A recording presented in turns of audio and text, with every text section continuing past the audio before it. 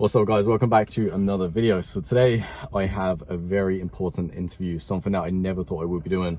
But today we have Cat Brady, and before we get into the questions, Cat is going to explain a little bit about herself, and then I'm going to tell you a story to why this interview means so much to me. So go ahead, whenever you're ready. Hi guys, I'm Cat and I'm a pilot. And basically I just love the adrenaline lifestyle, and I started a YouTube channel a while back and love a bit of mountain biking. That's me summed up, I think. All adrenaline lifestyle, that kind of stuff. So reason why this interview means a lot to me is I'm going to sum it up as quick as possible. When I was 18 years old, I was an apprentice plumber, and I was coming back from Dublin, and I was a passenger in a van. You know this story, do you? Yeah, you know, but I was a passenger in a van, and the guy, we were doing 110 kilometers an hour on a dual carriageway, which there's no a center in the road. So I grabbed my bottle of water from the back of the van, and as I looked up, we were veering off the road. So I looked over at him, and he was asleep, and I shouted his name, and when he woke up, he just flicked the wheel straight towards the other side of the road, towards the traffic. And I remember as we were going towards the traffic, I closed my eyes and just hoped for the best. And then the van flipped, and then we crashed into a ditch, and I was knocked out unconscious. So I woke up hanging upside down with my seatbelt still on, and then the window was smashed, so I then crawled out the window. So that day changed me in having a fear of letting anyone drive me anywhere, and this is why I then got a fear of flying, because I then built a fear of I don't even know who the pilot is in flying this thing. So that's where I had a fear of, like, Jesus, like, I don't want to get on a plane because I don't know who's taking control of my life. So this is why this interview means a lot for me. And I was so bad at flying that if I was dropping my mom off to the airport, I'd get nervous. Wow. I was that bad in flying. Like, I had such a massive fear, but I've conquered it now, and it's actually something I absolutely love to do. So sitting here with a pilot is something I never thought I would do. So first of all, I'm gonna get into the questions here now that I've got that story out of the way. How did you actually get into flying? What made you think of, okay, I want to be a pilot? Well, it's a bit of a weird one actually, because I horse ride, and I love horse riding, and always have, well, since 8 years of age, and I wanted to go to the equitation school in the army. And my brother actually ended up taking up horse riding to help me out, and he ended up getting into the equitation school in the army. And he then said to me, you know what, I think you should look at the Air Corps. And I was like, really? So I did, but first of all I had a flying lesson, and that was it. As soon as because it was a talking point for the interview, so my mum and dad paid for one, and that was it. What age was you at this time? At 17. Jesus. Yeah, so 17 going on. It was just my leaving cert year, I think, and I applied to the Air Corps, but I was too small. They wouldn't let me go even for interview. They measure you before you get interviewed. But at the same time I was doing interviews for the cadetship in Aer Lingus, so I managed somehow to get through that, but unfortunately it didn't work out. So I decided that this was something I really wanted to do, so I decided to fight for it, and thankfully my mum and dad, I don't know how, they trusted that I could do it, so we remortgaged my granny's house. And I know, like, when I think about it, because I have 4 older brothers and 1 older sister, nobody in our family, nobody knew anything about aviation, so it was a big chance, you know. So my mum and dad were taking. It wasn't like you had a load of connections, it was just a want that you wanted to achieve. Like. Yeah, and they knew, I suppose, from my personality, that if I wanted to do something I would put my heart and soul into it, but at the same time it's a lot of money. So they supported me, and I went to South Africa. I did my training, my PPL, and most of my hours, because it was cheaper to do it there. And then I came back to, it was South Air in Cork, it was called at the time. And they did my multi-IR and my CPL, and then I started with a company called Air Aran when I was 20, I think.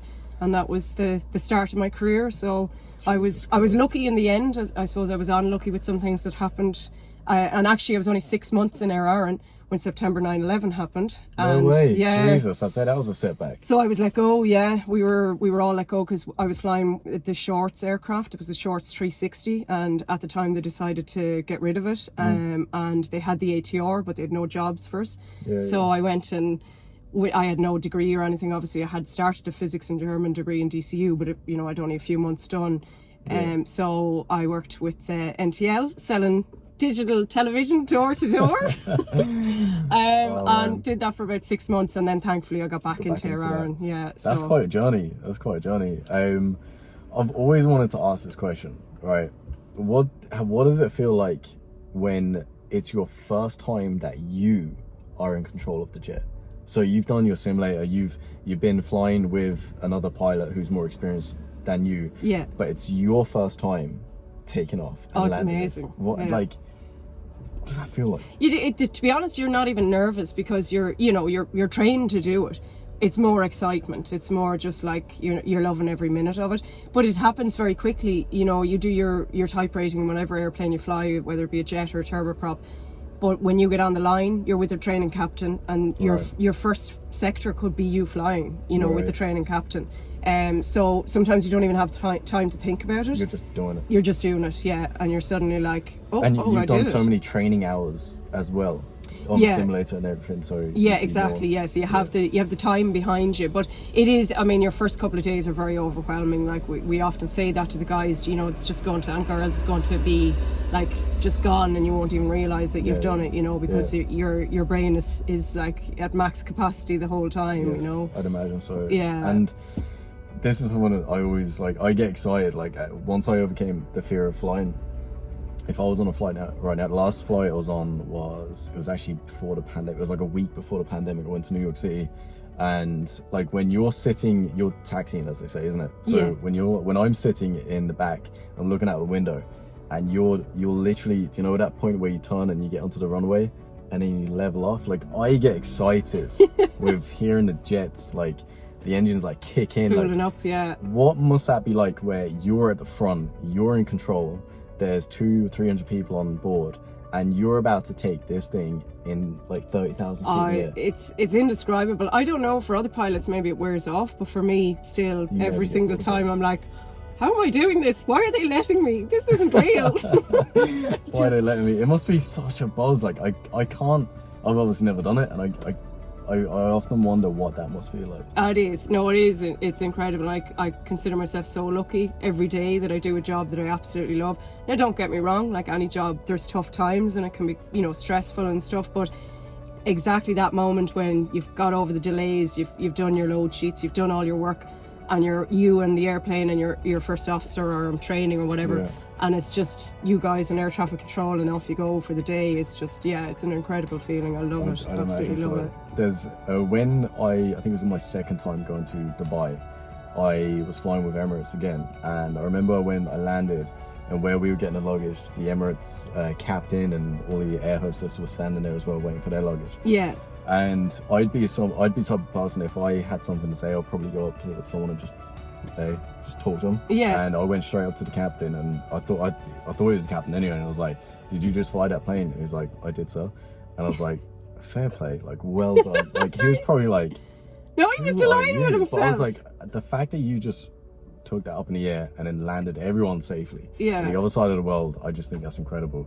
And I could tell like he was like, yeah, not many people say that to me. No, so, I suppose they don't. No. Do you ever get that sense of like you're looking at the plane after landing it, going like, I just done that. Like I can't, like it's not like you're just driving a car where you're on the road. Like you are literally taking something 30,000 feet up into the air with the responsibility of 200 or 300 lives. And like, do you ever get that sense of, I'm proud of myself?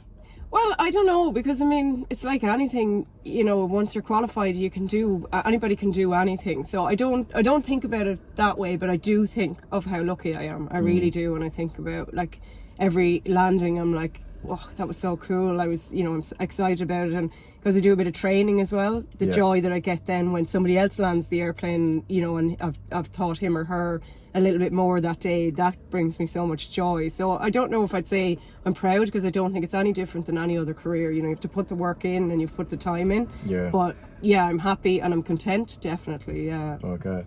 How many years have you been doing it now? 22 actually, yeah. No. So what's been the biggest challenge as, like, it's not like you've been doing it for a few years, like you're an experienced pilot. What's the biggest challenge you've ever come across? Was there ever a moment that you were like, I'm not liking this anymore, I don't like how I'm possibly treated, or I don't like the lifestyle. I think actually it was probably, I was flying the ATR, and we decided to buy a company decided to buy some jets and Embraers, and I became chief pilot on the Embraer, and I think I loved it, and I wouldn't change it for the world, but the workload was incredible. And I didn't get to fly as much as I wanted, so I was in the simulator a lot, training and examining people, and then I was in the office a lot because there was a lot of background work on getting the airplane onto we call it the operation certificate.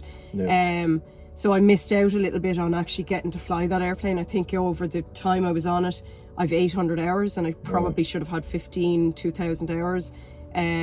So from that perspective, maybe, you know, it would have been nicer just to be nearly a line pilot on it rather than taking on all that responsibility. But then, as I said, now I know that I loved it, but it's not the way I want my career to go anymore. You know, I got to taste that lifestyle, I got to see what it was like, but now I realise that I still want to be a trainer, I want to be an examiner, but I don't want to go into management. You know, that's not where you obviously want to help other people out as well. Yeah, I love that.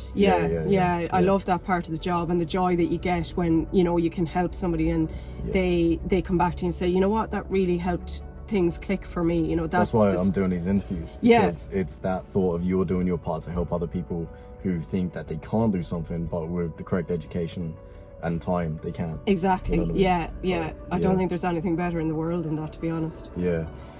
So for, say, a 17-year-old girl who is looking at you as well, and she's like, man, how do I do that?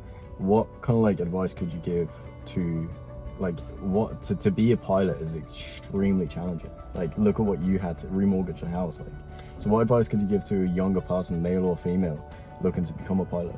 Financially, yes, it is a massive step, but don't let that hold you back. You know, there is cadetships, and the way aviation has gone now, there is going to be many more openings, I think, because there's going to be a pilot shortage, so there will be more opportunities if you want to be a pilot. And it's like anything, if you want it hard enough, you can do it. You know,